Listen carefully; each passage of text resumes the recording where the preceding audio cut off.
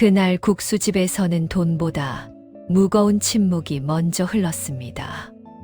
그리고 그 침묵이 이 이야기의 시작이 되었습니다.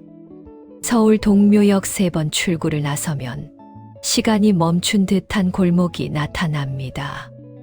화려한 네온 사인도 세련된 카페도 없는 곳. 그저 세월의 때가 묻은 낡은 건물들이 어깨를 맞대고 서 있는 그런 골목입니다. 비가 내리던 어느 가을 오후였습니다. 낙엽이 빗물에 젖어 축축하게 인도를 뒤덮고 하늘은 잿빛으로 무겁게 내려앉은 그런 날이었죠. 그날 반쯤 떨어진 간판 아래 한 남자가 서 있었습니다. 나이는 알 수 없었습니다. 60대일 수도 70대일 수도 있었습니다. 비에 젖은 작업복 차림에 그는 말이 없었습니다. 그저 빗자루를 들고 국수집 앞을 쓸고 또 쓸 뿐이었습니다. 지나가는 사람들은 그를 힐끗 보고는 고개를 돌렸습니다. 그저 그런 노인이겠지. 사람들은 그렇게 생각했습니다. 아무도 몰랐습니다. 그 남자의 손에 담긴 이야기를, 그가 품고 있는 과거의 무게를, 그리고 그 작은 국수집이 곧 많은 이들의 삶을 바꿀 장소가 되리라는 것을 말입니다. 희망이 사라진 희망국수. 동묘 뒷골목 깊숙한 곳. 3번째 골목을 돌아 들어가면 나오는 작은 국수집. 이름은 희망국수였습니다. 하지만 그곳에는 희망이란 단어가 어울리지 않았습니다. 페인트가 벗겨진 간판, 삐걱거리는 문, 손때 묻은 플라스틱 테이블. 요즘 젊은이들은 절대 찾지 않는, 오직 이 동네 터줏대감 어르신들만 간신히 명맥을 이어주는 그런 곳이었습니다. 주인인 장복래 여사, 73세 나이에도 그녀는 매일 새벽 4시면 어김없이 일어났습니다. 허리는 굽었고 손마디는 관절염으로 부어 있었지만 그녀는 국수집 문을 열었습니다. 육수를 끓이고 파를 썰고 반죽을 치대는 일. 50년을 해온 일이었지만 요즘은 그 일이 점점 버겁게 느껴졌습니다. 복례 여사에게는 아들 하나, 딸 하나가 있었습니다. 아들 준호는 10년 전 사업에 실패했습니다. 친구 보증을 잘못 써서 빚더미에 앉았고 빚쟁이들에게 쫓겨 어디론가 사라졌습니다. 전화는 끊겼고 소식은 끊겼습니다. 가끔 명절 전날 밤 복례 여사는 아들이 문을 두드리지 않을까 기다렸지만 문은 열리지 않았습니다. 딸 민지는 캐나다로 이민을 갔습니다. 10년 전 일이었습니다. 1년에 한 번 명절 때 전화가 올 뿐이었습니다. 엄마, 거기 국수집 이제 그만 정리하고 여기로 와요. 나이도 있으신데 언제까지 그렇게 고생하실 거예요? 딸의 말은 틀리지 않았습니다. 하지만 복례 여사는 고개를 저었습니다. 이게 엄마 인생이야. 여기서 시작했고 여기서 끝내야지. 내 아버지랑 처음 이 가게 시작했을 때 생각하면 여기가 내 전부란다. 남편은 15년 전 세상을 떠났습니다. 암이었습니다. 그 이후 복례 여사는 혼자였습니다. 국수집과 함께, 빈 테이블들과 함께, 추억과 함께 혼자 살아왔습니다. 국수집의 현실은 가혹했습니다. 월세는 계속 올랐고 손님은 점점 줄었습니다. 한 달에 100만 원 적자가 나는 것도 이제는 익숙한 일이 되었습니다. 저축해둔 돈으로 메우고 또 메우고 복례 여사는 가끔 빈 국수집을 바라보며 생각했습니다. 언제까지 버틸 수 있을까? 아니, 왜 버티고 있는 걸까? 대답은 없었습니다.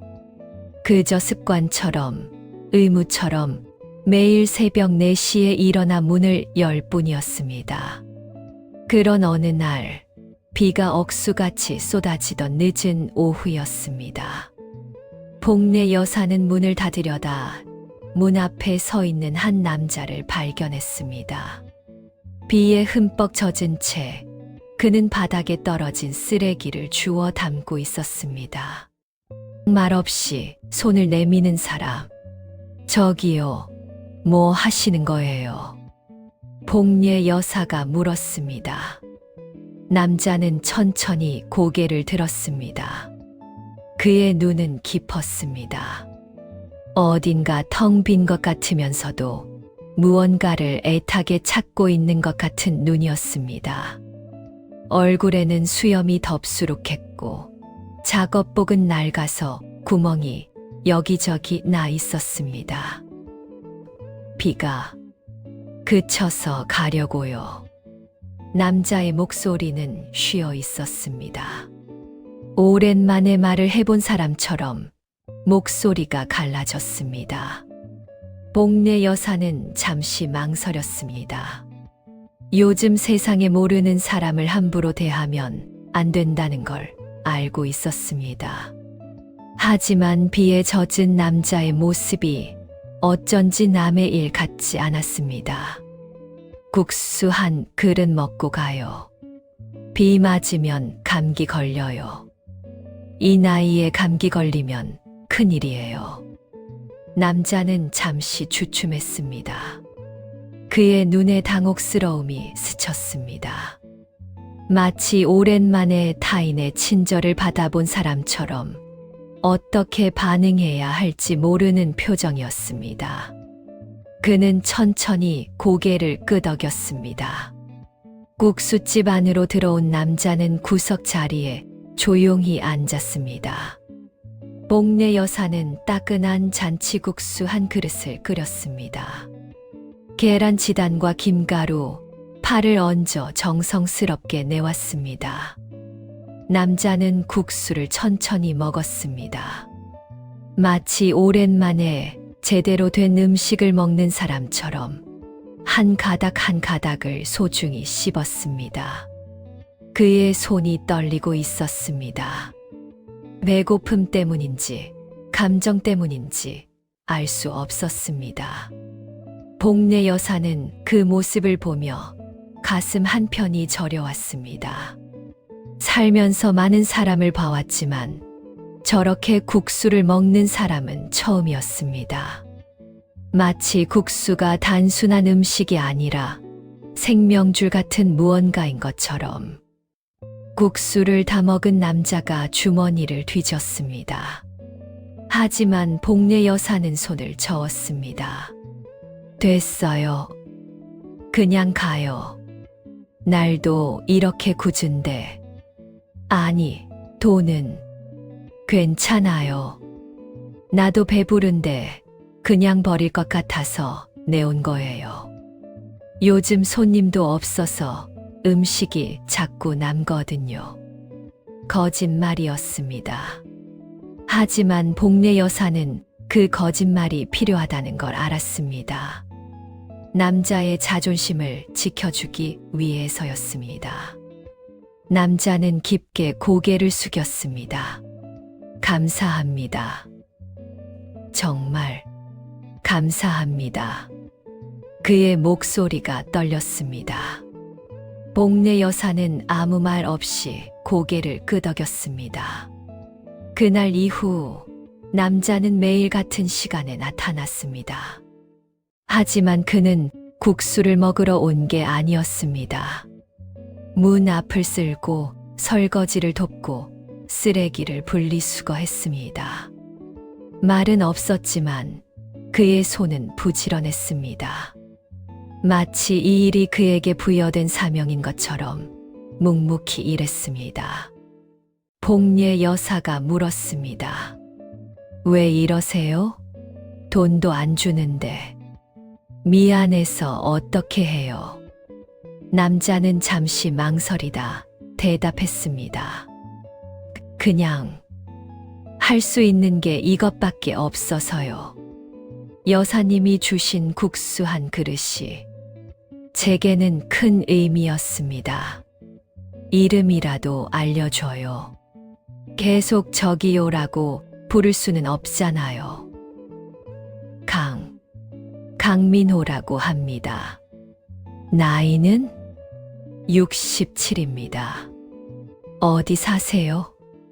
동묘 근처 고시원입니다. 그렇게 강민호는 희망국수의 일원이 되었습니다. 공식적인 직원은 아니었지만 누가 봐도 그는 그곳에 속한 사람처럼 보였습니다. 매일 오전 10시에 나타나 오후 6시까지 일했습니다. 복례 여사는 그에게 밥을 주고 가끔 3만 원 정도의 용돈을 쥐어 주었습니다. 이거라도 받아요. 일했으면 돈을 받아야지. 아닙니다. 저는 그냥 받으라니까요. 내가 미안해서 어떻게 해요. 동네 사람들은 수군거렸습니다. 저 사람 전과자 아니야? 왜 저런 사람을 쓰는 거야? 노숙자 같은데 위험하지 않아?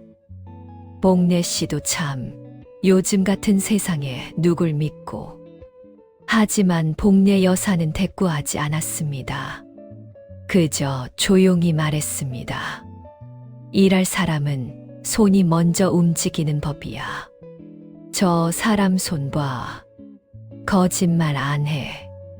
세장 상처 입은 영혼들의 안식처. 이상한 일이었습니다. 강민호가 나타난 이후 희망국수에는 묘하게 사람들이 하나둘씩 모이기 시작했습니다. 그것도 평범한 손님이 아니라 모두 저마다의 상처를 안고 있는 사람들이었습니다. 첫 번째는 박정수 씨였습니다. 60대 초반의 그는 대기업 생산직에서 35년을 일하다 구조조정으로 명예퇴직을 당했습니다. 퇴직금은 아들의 사업 자금으로 다 들어갔고 그 사업은 1년 만에 망했습니다. 아들은 미안하다는 말 한마디 없이 집을 나갔고 아내는 실망감에 말수가 줄었습니다. 박정수 씨는 매일 동네 슈퍼에서 소주 한 병을 사서 집으로 돌아갔습니다. 술로 하루를 버텼습니다. 그러다 어느 날 비틀거리며 희망국수 앞을 지나다 문을 열고 들어왔습니다. 국수 한 그릇 주세요. 술 냄새가 진동했습니다. 복례 여사는 인상을 찌푸릴 법도 했지만 그러지 않았습니다. 강민호가 조용히 국수를 끓여내왔습니다. 그리고 김치 한 접시를 더 놓으며 말했습니다. 뜨거울 때 드세요. 그 한마디에 박정수 씨는 멈칫했습니다. 언제 마지막으로 이런 말을 들어봤던가. 가족도 친구도 아무도 자신에게 관심이 없었는데 그는 국수를 먹으며 눈시울이 붉어졌습니다. 이거 맛있네요. 천천히 드세요. 급하게 먹으면 체합니다. 강민호의 말에 박정수 씨는 고개를 끄덕였습니다. 그날 이후 그는 술을 덜 마시고 희망국수를 더 자주 찾았습니다. 두 번째는 김순덕 할머니였습니다. 80대의 그녀는 최근 치매 초기 진단을 받았습니다. 병원에서 돌아온 날 그녀는 아무에게도 말하지 못했습니다. 아들 둘, 딸 하나가 있었지만 모두 바빴습니다. 명절에나 얼굴을 보는 자식들이었습니다. 내가 치매라고 하면 요양원에 보내려고 하겠지. 나는 그러고 싶지 않은데. 김순덕 할머니는 매일 집 근처를 산책했습니다. 기억이 흐릿해지는 게 두려웠습니다. 그러다 희망국수를 발견했고 문을 열고 들어갔습니다. 할머니, 어서 오세요. 복례 여사가 반갑게 맞았습니다. 김순덕 할머니는 국수를 주문했고 강민호가 내온 국수를 먹었습니다. 그런데 이상했습니다. 국수를 먹다 말고 자신이 왜 여기 왔는지 잠시 잊어버렸던 겁니다. 할머니, 괜찮으세요? 강민호가 조심스럽게 물었습니다. 김순덕 할머니는 당황했습니다. 아, 미안해요. 내가 요즘 깜빡깜빡해서. 괜찮습니다. 천천히 드세요. 시간 많아요. 강민호는 할머니 옆에 앉아 이야기를 들어주었습니다. 할머니의 젊은 시절 이야기, 자식들 키우던 이야기, 남편과의 추억. 강민호는 조용히 듣기만 했습니다. 판단하지 않았고 조언하지 않았습니다. 그저 들어줄 뿐이었습니다. 세 번째는 이영철 씨였습니다. 50대 중반의 그는 건설 현장에서 일하다 사고를 당했습니다. 허리를 다쳐서 더 이상 육체 노동을 할 수 없게 되었습니다. 산재 처리가 제대로 되지 않았고 보상도 제대로 받지 못했습니다. 아내는 그런 그를 원망했습니다. 당신이 조심했어야지. 이제 어떻게 살아요? 자식들도 실망했습니다. 대학 등록금을 벌어야 하는데 아버지는 집에만 있었습니다. 이영철 씨는 점점 가족으로부터 멀어졌습니다. 밥을 먹을 때도 혼자, 잠을 잘 때도 혼자였습니다.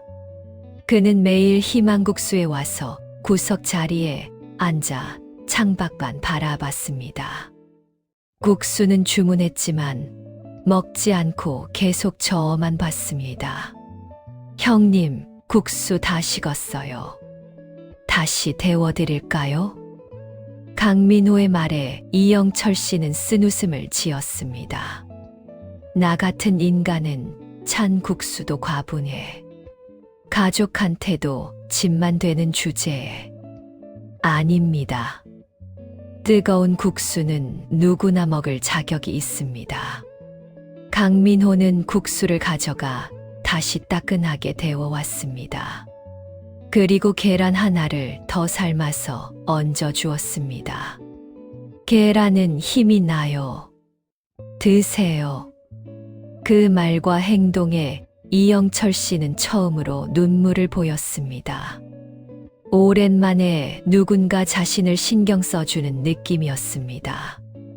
희망국수는 그렇게 상처 입은 영혼들의 안식처가 되어 갔습니다. 사람들은 그곳에서 국수를 먹으며 자신의 이야기를 꺼냈습니다. 강민호는 그들의 이야기를 들어주었습니다. 말은 적었지만 그의 존재 자체가 위로였습니다. 복례 여사는 그 모습을 보며 생각했습니다. 저 사람 대체 누구일까? 왜 저렇게 사람들을 편하게 해줄까? 과거라는 그림자. 하지만 평화는 오래가지 않았습니다. 어느 날부터 동네의 소문이 돌기 시작했습니다. 저 국수집에 있는 남자, 과거에 사람 죽였대. 의사였는데 의료사고 내고 도망쳤다더라.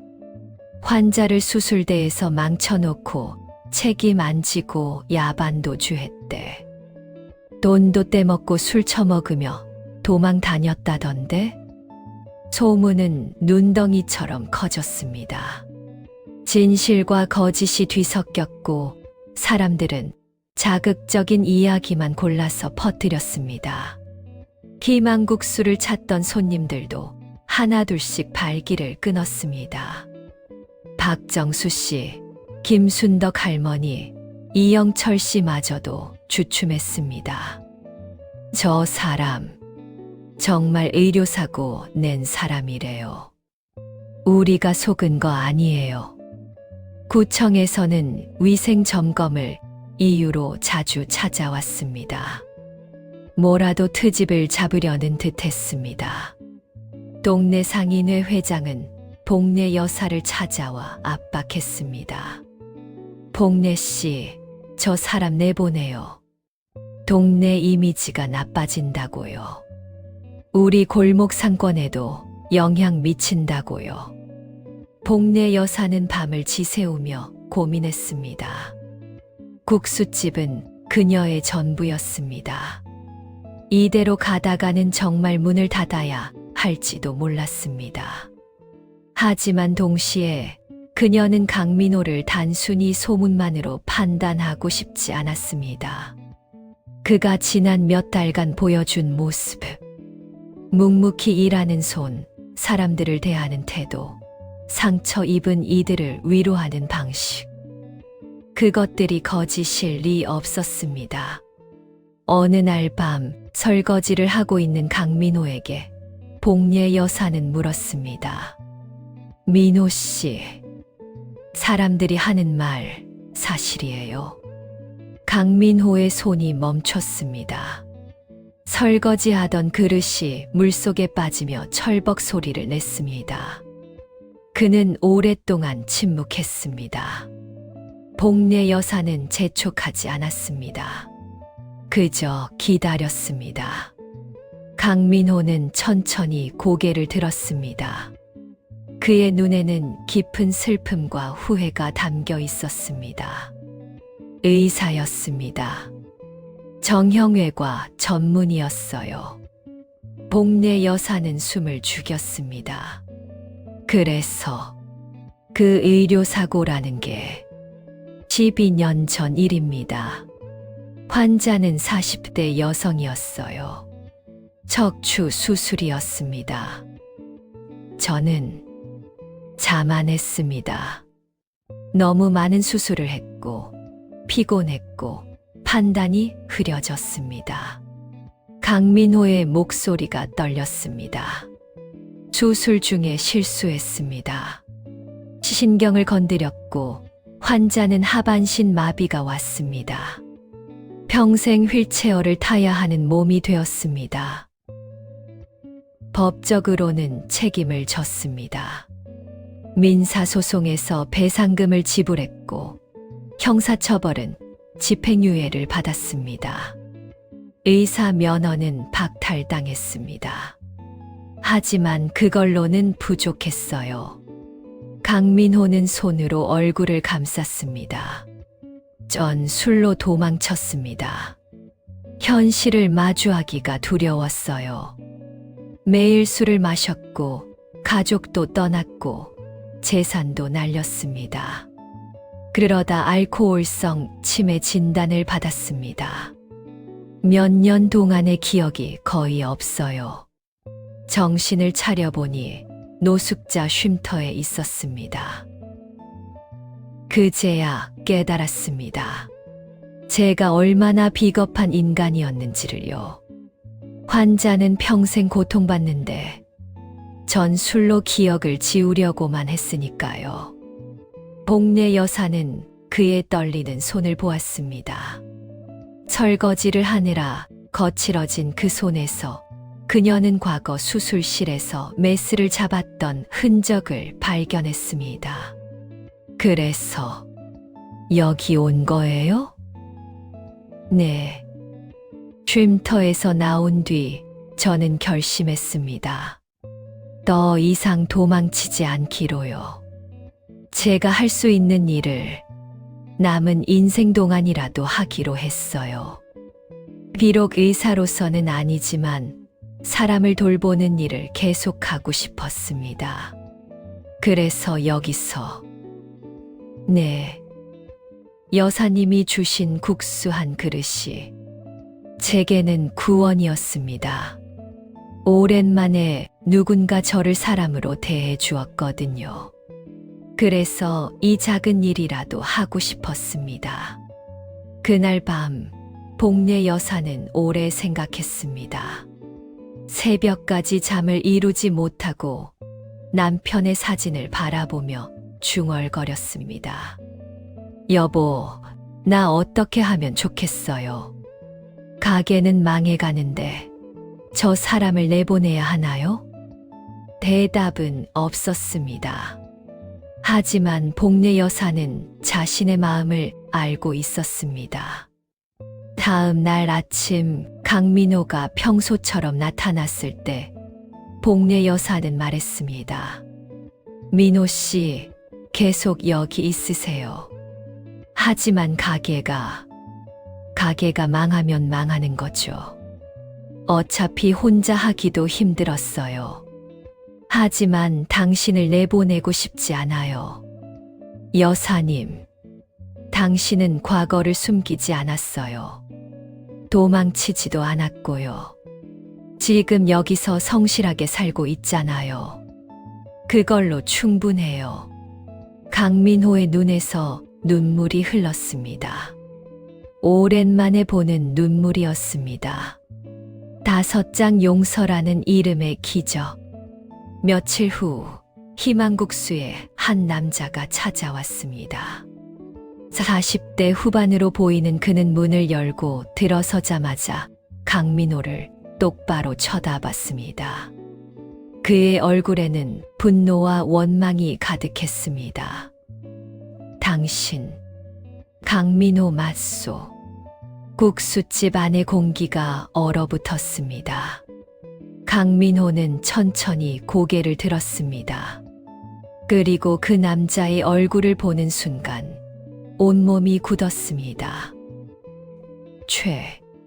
최진혁 씨, 기억하고 있군요. 내 아내를 당신이 망쳐놓은 거 기억하시오? 복례 여사가 놀라 두 사람 사이에 섰습니다. 저기 손님, 비키세요. 이 사람과 할 말이 있소. 최진혁은 12년 전 강민호의 수술을 받고 하반신 마비가 된 환자의 남편이었습니다. 그는 떨리는 목소리로 말을 이었습니다. 당신 때문에 우리 가족이 얼마나 고생했는지 아시오? 아내는 평생 휠체어에 앉아 살아야 하고 재활 치료비로 집도 팔았소. 아이들은 대학도 제대로 못 갔어요. 당신은 돈 주고 면허 빼앗기는 걸로 끝났겠지만 우리는 지금도 그 지옥 속에서 살고 있소. 강민호는 아무 말도 하지 못했습니다. 변명할 말도 변호할 이유도 없었습니다. 그는 천천히 무릎을 꿇었습니다. 국수집 바닥에 최진혁 앞에 죄송합니다. 정말 죄송합니다. 죄송하다고 그 말로 뭐가 달라지는데 그 말로 내 아내가 다시 걸을 수 있나? 최진혁의 목소리가 높아졌습니다. 그는 울먹이고 있었습니다. 당신이 얼마나 고통스러웠는지 알아요. 하지만 그건 아무것도 아니에요. 내 아내가 겪는 고통에 비하면 말이요. 맞습니다. 아무것도 아닙니다. 강민호는 고개를 조아렸습니다. 하지만 전 더 큰 잘못을 했습니다. 도망쳤다는 것, 제대로 사과하지 않았다는 것, 당신 가족이 겪는 고통을 외면했다는 것. 그게 제일 큰 죄였습니다. 강민호는 주머니에서 통장 하나를 꺼냈습니다. 떨리는 손으로 최진혁에게 내밀었습니다. 이게 제 전부입니다. 12년 동안 모은 돈이에요. 2천만 원. 많지 않습니다. 하지만 사모님의 재활치료에 조금이라도 보태주십시오. 최진혁은 통장을 받지 않았습니다. 이게 끝이요. 돈으로 해결되는 줄 아시오? 아닙니다. 강민호는 더 깊이 머리를 숙였습니다. 용서를 구하러 온 게 아닙니다. 용서받을 자격도 없습니다. 저는 그저 제가 평생 책임지겠다는 약속을 하러 왔습니다. 이 돈은 시작일 뿐입니다. 제가 살아있는 동안 매달 제가 벌 수 있는 만큼 사모님의 치료비를 보내겠습니다. 그리고 일주일에 한 번 재활센터에 가서 봉사를 하고 있습니다. 제가 할 수 있는 일은 그것뿐입니다. 하지만 그걸 평생 하겠습니다.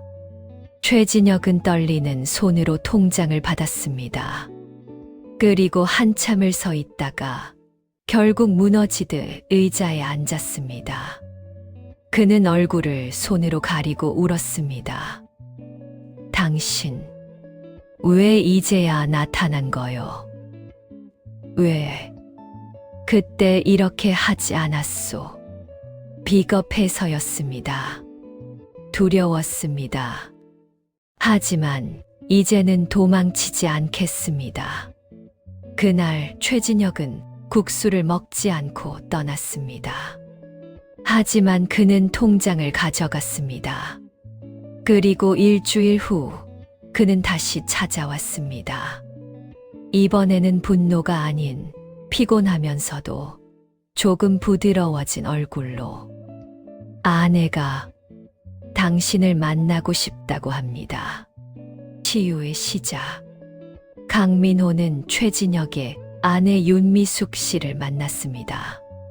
재활센터의 조용한 면회실에서 휠체어에 앉은 그녀는 강민호를 마주했습니다.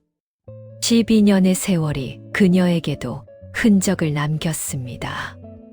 머리에는 흰머리가 섞였고 얼굴에는 깊은 주름이 패였습니다. 선생님, 아니, 이제 선생님이라고 부를 수도 없겠네요. 죄송합니다. 정말 죄송합니다. 강민호는 또다시 무릎을 꿇었습니다. 윤미숙 씨는 그를 한참 바라보다가 조용히 말했습니다. 처음엔 정말 미워했어요. 당신을 죽이고 싶을 만큼. 밤마다 악몽을 꾸었어요. 수술대 위에서 제 몸이 움직이지 않는 꿈을요. 하지만 12년이 지나니 미움도 지치더라고요. 미워하는 것도 에너지가 필요하거든요. 전 이제 그 에너지조차 없어요. 사모님, 남편한테 들었어요. 당신이 노숙자 생활을 했다고요. 술로 기억까지 잃었다고요. 제가 받아야 할 벌이었습니다. 아니에요. 윤미숙 씨는 고개를 저었습니다. 벌은 이미 받으셨어요. 충분히요. 이제는 용서하고 싶어요. 저 자신을 위해서라도요. 강민호는 고개를 들 수 없었습니다. 윤미숙 씨는 계속했습니다. 처음엔 당신을 용서하면 제 고통이 정당화되지 않을 것 같았어요. 하지만 이제 알았어요. 용서는 당신을 위한 게 아니라 저를 위한 거라는 걸요. 사모님, 감사합니다. 하지만 저는 대신 하나만 약속해 주세요. 다시는 도망치지 마세요. 그리고 당신이 가진 것을 비록 의사로는 아니더라도 다른 방식으로 사람들을 돕는 데 쓰세요. 그게 제 바람이에요. 약속드립니다. 평생을 걸고 약속드립니다. 그날 이후 강민호는 재활센터에 정기적으로 봉사를 가기 시작했습니다.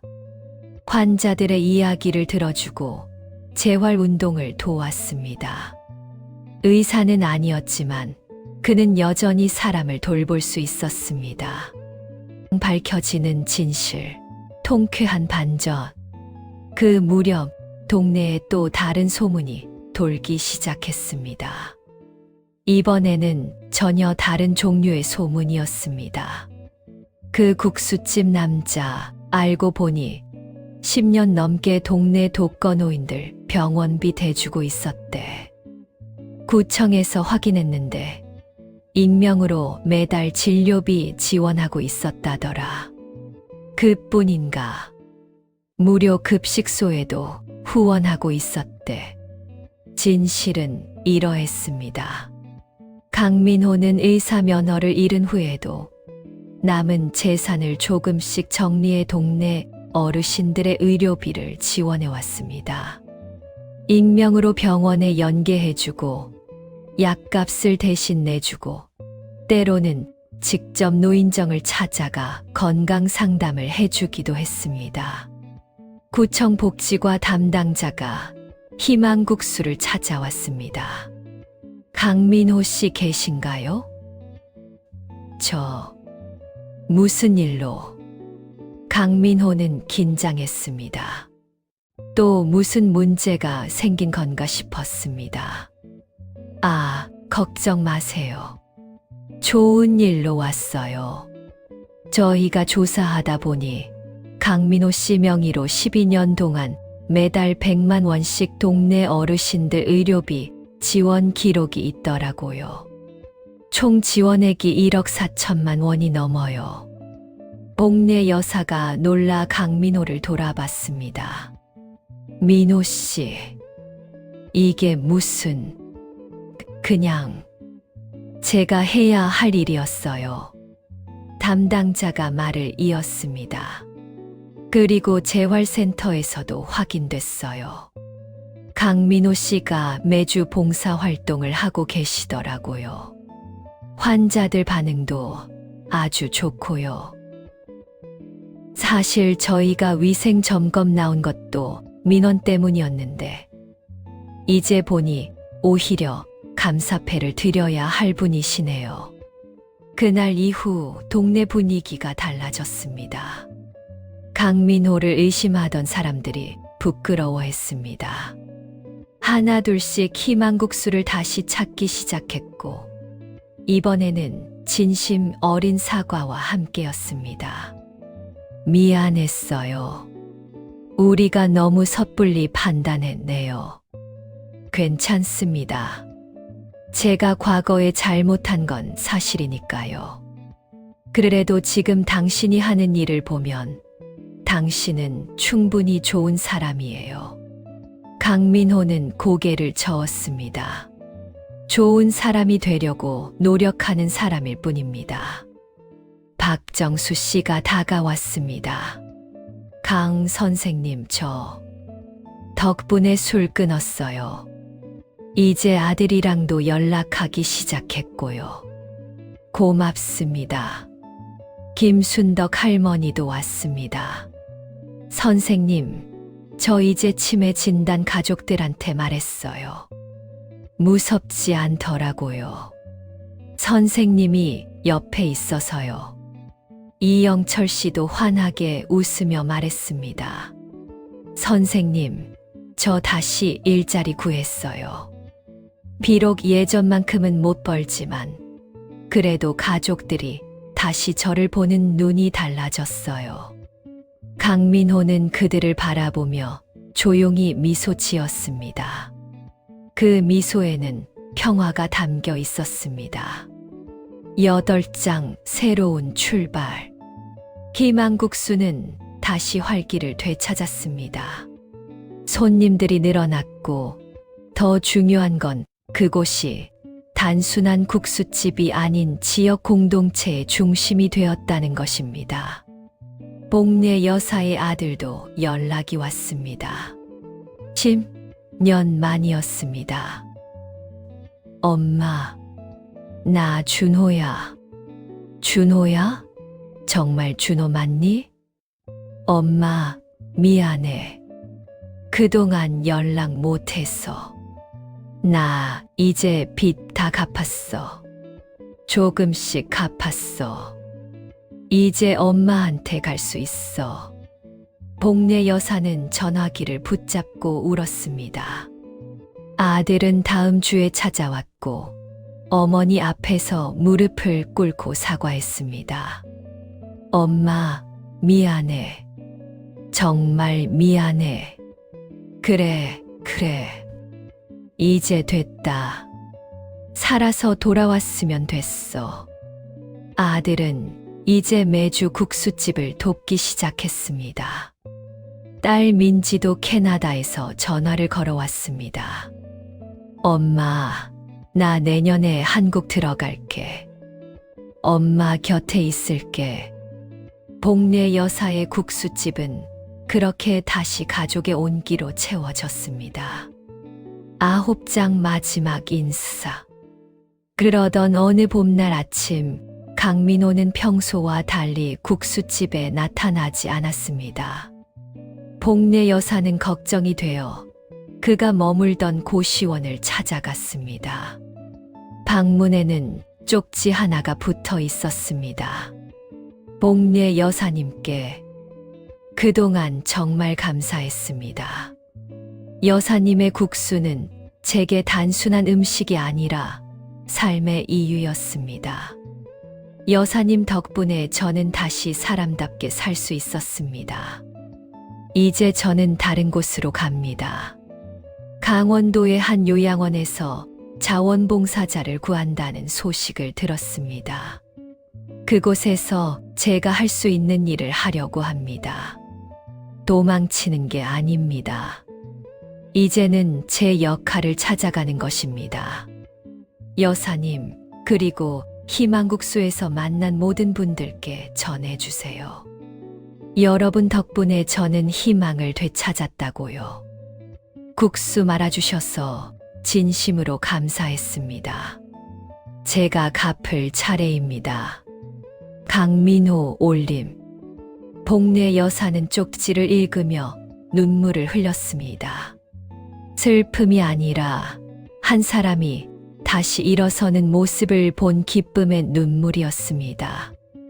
에필로그 희망을 말하는 방식. 1년이 지났습니다.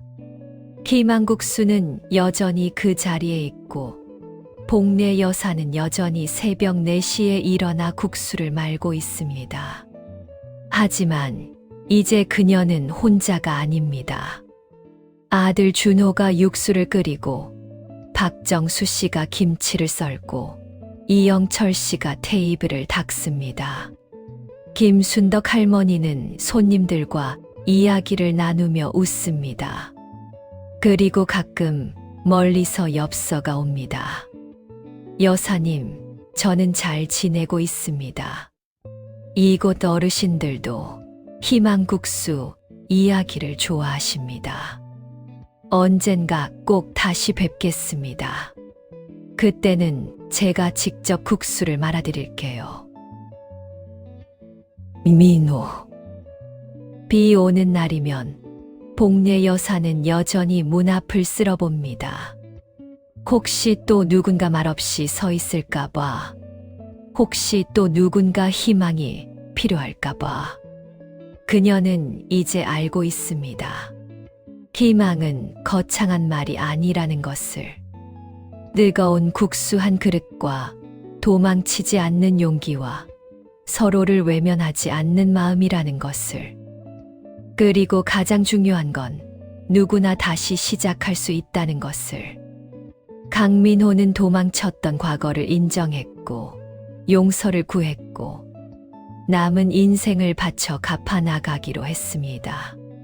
그 모습이 다른 이들에게도 용기를 주었습니다. 복례 여사도 배웠습니다. 사람을 겉모습이나 소문으로 판단하지 말고 지금 그 사람이 어떻게 살아가는지를 봐야 한다는 것을요. 희망국수의 간판은 여전히 낡았지만 이제 그 이름은 진짜 희망을 담고 있습니다. 상처를 안고 찾아온 이들에게 다시 일어설 힘을 주는 곳. 그것이 희망국수가 세상에 전하는 메시지입니다. 오늘도 누군가는 그 문을 열고 들어올 것입니다. 그리고 복례 여사는 말할 것입니다. 어서 오세요. 뜨거울 때 드세요. 그 한마디면 충분합니다. 그것이 희망을 말하는 가장 따뜻한 방식이니까요. 인생은 한 번의 실수로 끝나지 않습니다. 도망치지 않고 마주하는 용기, 그것이 우리를 구원합니다. 희망국수는 오늘도 문을 엽니다. 누군가를 기다리며